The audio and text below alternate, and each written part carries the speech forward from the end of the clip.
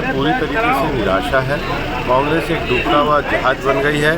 कांग्रेस के बड़े नेताओं ने सबने चुनाव लड़ने से मना कर दिया है और जिनको टिकट मिला है वो छोड़ करके भाग रहे हैं। ये देश नरेंद्र मोदी जी की गारंटी के साथ है। नरेंद्र मोदी जी की गारंटी गरीब, युवा, किसान और महिलाओं के जीवन में सुधार ला करके 10 सालों में जो कल्याणकारी काम किए हैं उसके दम पर एक विकसित भारत बनाने की गारंटी है। और लोकसभा के चुनाव में भारत की सरकार बनाने का चुनाव। केंद्र की जो भारत सरकार है वो पूरे देश के लिए काम करती है। जो अलवर में भी चुना जाएगा, तमिलनाडु में भी चुना जाएगा, जम्मू कश्मीर में भी चुना जाएगा, वो सब सांसद मिलकर के प्रधानमंत्री श्री नरेंद्र मोदी जी के लिए, उनके नेतृत्व में भारत को बनाने के लिए कार्य करेंगे। इसलिए 400 की माला में एक फूल अपने अलवर का भी अपने को चढ़ाना है। इसके लिए हम आपसे निवेदन करना है। भारत सरकार के, केंद्र सरकार के 4 बड़े कार्य रहते हैं। आपस का जो लोकल का विवाद और लोकल की जो रड़क निकालनी होती है उसके लिए तो पंचायत का चुनाव काफी होता है। अपने शहर के विकास कार्यों में विधानसभा का चुनाव रहता है। लेकिन विकास कार्यों को सहयोग करने के लिए, विकास कार्यों की नीतियों को और पॉलिसी को लेने के लिए राज्यसभा और लोकसभा, राज्य विधान परिषद और लोकसभा एक टीम के रूप में काम करती है। केंद्र की सरकार, भारत सरकार 4 बड़ी चीजों को मोटे रूप में पूरे देश में काम को देती है। पहला, भारत सरकार चूंकि पूरे भारत की मालिक होती है तो उसका काम होता है कि अपनी देश की सीमाओं को दुनिया से सुरक्षित रखना। ये कोई हमारा गांव सुरक्षित रहेगा, राजस्थान सुरक्षित रहेगा तो उसके लिए जरूरी है कि हिंदुस्तान की सीमा सुरक्षित है। हमारा फौजियों का इलाका है, सैनिकों का इलाका है और इसलिए इससे ज्यादा हमारे विषय को कौन समझ सकता है। 47 में जब देश का विभाजन हुआ तो इस देश की सीमाएं कृत्रिम रूप से बनाई गई और उस समय नेहरू जी ने गलती करी कि जो भारत का अभिन्न हिस्सा था कश्मीर, उसको यूनाइटेड नेशन में लेकर के एक पंचायत में चले गए।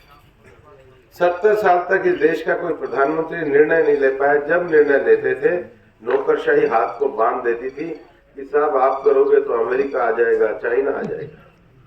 70 साल से लगातार पत्थरबाजी की घटना से, आतंकवाद की घटना से देश कराता रहा।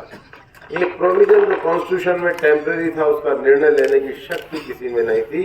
पर भारत की सीमा की सुरक्षा के लिए एकदम दृढ़ प्रतिज्ञ और निर्णयकारी नेतृत्व लेने वाले नरेंद्र मोदी जब आए तो 370 की कलम को समाप्त करके भारत को एक करने का काम किया। और ऐसे देशभक्त जो माननीय प्रधानमंत्री जी के स्वरूप में हम सबको मिले हैं, उनके व्यक्तित्व के, उनके जीवन के बारे में कोई भी व्यक्ति, चाहे वो पढ़ा लिखा हो, चाहे वो नहीं पढ़ा लिखा हो, चाहे वो वृद्ध हो, चाहे वो जवान हो, चाहे वो बच्चा हो, चाहे वो माता हो, चाहे कोई बहन हो, आज देश का प्रत्येक नागरिक उनके जीवन के बारे में जानता है। जानता कि नहीं? छोटा सा बच्चा 5 साल का भी मोदी जी का नाम जानता है। क्यों जानता है? क्योंकि उन्होंने पूरा जीवन देश के लिए दिया है, आपके बीच में से निकलकर आगे बढ़े हैं। उन्होंने जिया है ये जीवन, गलियों के अंदर कैसा किसान दुख पाता अपने खेत के अंदर, मजदूर कैसे मेहनत करता है, एक माता, एक महिला घर में कैसे परेशान रहती थी रोटी बनाने के लिए, पानी के लिए। ये सारी जीवन की लीलाएं उन्होंने खुद स्वयं देखी हैं। तो इसलिए बंधुओं, ये चुनाव देश को आगे ले जाने का चुनाव है और हमारे को तो सौभाग्य, जैसा करण सिंह जी ने कहा, डॉक्टर जसवंत सिंह जी ने कहा और अन्य नेताओं ने कहा, सभी लोग बार बार क्यों? इसीलिए क्योंकि हमारे भैरोड की जो आशा है, हमारा जो सपना है, वह पूरा होने का अवसर आया है। हम सब लोग भी इसी कार्य में लगे हैं, लगातार लगते रहे। हम भी जो छोटा मोटा बड़ा काम जो भी कुछ अपने इस अलवर जिले के अंदर पिछले 5 सालों में कर पाए हैं, तो उसमें सबसे बड़ी भूमिका भूपेंद्र यादव जी की है, जो दिल्ली में हमारा हाथ पकड़कर हमको वो काम करवाने के लिए लेके जाते थे। आज अपने बगल से यहाँ पर से पनियाला से सीधा बड़ौदा मेल से सीधा हाईवे निकलने वाला है। ये अलवर के बीचों बीच 6 लेन का हाईवे निकलेगा। उसके बाद में देखना कि अलवर की कैसे तस्वीर और तकदीर बदलती है, क्योंकि एक हाईवे हमारा इस पार है और दूसरा जो मुंबई एक्सप्रेसवे या उससे पहले जयपुर आगरा हाईवे था तो वो उस पार। दोनों तरफ पूरे जिले को कितना बड़ा फायदा होने वाला है। उसी के साथ साथ में जो हमारे यहाँ पर बहरोड निमराना के अंदर हमने आपके सम्मुख प्रस्ताव रखा कि हमारे यहाँ पर ईएसआईसी हॉस्पिटल का निर्माण होना चाहिए। यहाँ पर बहुत बड़ी संख्या में यहाँ पर मजदूर वर्ग हमारी फैक्ट्रियों में काम करता है। आपने उस बात का संज्ञान लेते हुए हमारे यहाँ पर बहरोड निमराना के अंदर 150 बेड का ईएसआईसी हॉस्पिटल मंजूर कराया है। इस बारे में आपको बताया गया था, तो आपसे मेरा आग्रह में खासकर मैं मेरे दलित समाज के भाइयों से कहता हूं, पानी की अगर समस्या सबसे ज्यादा रहती है तो आपके लिए रहती है। तो इस टाइम सब कुछ भूल जाना। जो लोग कानों में कुर्र कर रहे आते हैं कि ये लोकल है, ये फला है, ये फलाना, जब पानी ना रहेगा तो कैसे जीवाना? जब बच्चों को नौकरी नहीं मिलेगी तो कैसे रहेंगे? सारे के सारा पूरा जिला तो कोटपुतली में चला गया, सारे ऑफिस चले गए। अकेला डॉक्टर जसवंत उन ऑफिसों को नहीं खींच के ला सकता बिना भूपेंद्र जी के संरक्षण के, इनकी ताकत के बिना। तो मेरा आग्रह, सब कुछ भूल जाओ।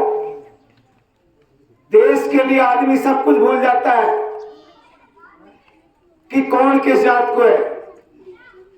इस देश को बचाने के लिए, विश्व गुरु बनाने के लिए, मोदी जी को प्रधानमंत्री बनाने के लिए 3600 कौम एक हो जाओ। मैंने पहले बार कहा था, जिले की बात नहीं मानी, चला गया, बाद में पछताते रहे। अब फिर आपसे कह रहा हूं, लहर बिना ताकत के नहीं आएगी, कई रास्ता में रह जाएगी। और वो ताकत हम में नहीं है। वो हमारा असली कोई ताकत है तो वो भूपेंद्र यादव है। जो काम भूपेंद्र यादव कर सकते हो कोई नहीं कर सकता। तो मेरा तो आपसे आग्रह ये है, निवेदन है, प्रार्थना है, मेरे अपने दलित भाइयों से भी निवेदन करता हूँ, 3600 कौम से निवेदन करता हूँ, नौजवानों से निवेदन करता हूँ कि आप सब मिलके एक मुश्त बड़ा दिल करके देश के लिए, मोदी जी के लिए, नहर के लिए, नौजवानों के भविष्य के लिए, हमारे बहरोड के विकास के लिए माननीय भूपेंद्र यादव जी को कमल का बटन दबाना। और मैं एक निवेदन करके बैठ रहा हूँ, क्योंकि पहले खूब बात हो चुकी कि भाई ये जो ताश खेलने वाले ना, ताशवीर, हर गांव में ताश तो बहुत फैशन है। सारे गांव बोलता है आधा ताश खेलता रह जाए। उस दिन देश के लिए ही ताश खेलने वाले भी, मेरा निवेदन है, कुर्बानी दे दे। एक दिन की उनकी कुर्बानी हमारे बहरोड को बचा सकती है। तो ताश वालों से ज्यादा निवेदन है, क्योंकि ताश खेलता रहे, वोट नहीं मानते। अगर मान लो आपने वोट 50% डाले तो 50% तो बेकार चलेगी जो अपने वोट थे। तो आपसे मेरा आग्रह है, उस दिन सब कुछ छोड़ के प्रण कर लो, प्रतिज्ञा कर लो, मोदी लाना है, भूपेंद्र यादव को जिताना है और बहरोड को नहर से हमें अपने आप को सिंचित कराना है। मैं दोबारा से मेरी विधानसभा में माननीय भूपेंद्र जी और सब नेता जो पधारे हैं उनको हार्दिक स्वागत करता हूँ, सत्कार करता हूँ। धन्यवाद।